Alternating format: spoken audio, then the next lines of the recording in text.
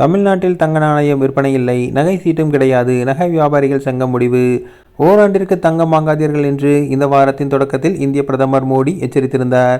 அடுத்ததாக தங்கம் மற்றும் வெள்ளியின் இறக்குமதி வரி 6% 15% உயர்த்தப்பட்டுள்ளது.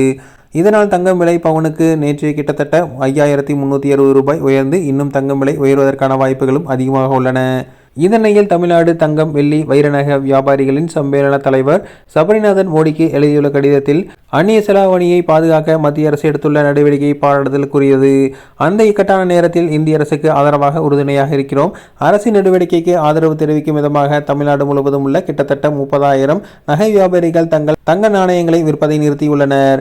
மேலும் தங்க சேமிப்பு சம்பந்தமான இந்த திட்டங்களையும் அவர்கள் ஊக்கப்படுத்தப் போவதில்லை என தெரிவிக்கப்பட்டுள்ளது. தங்கம் நகை வர்த்தகத்தை சார்ந்திருக்கும் தொழிலாளிகள் வாழ்வாதாரத்தை பாதுகாக்கவும், தங்க இறக்குமதியை கட்டுப்படுத்தவும் தங்கத்தின் உலோக வடிவில் வாங்கி சேமிக்கும் கோல்டு, ETF, டிஜிட்டல் கோல்டு ஆகியவற்றை உடனடியாக தடை செய்ய வேண்டும்.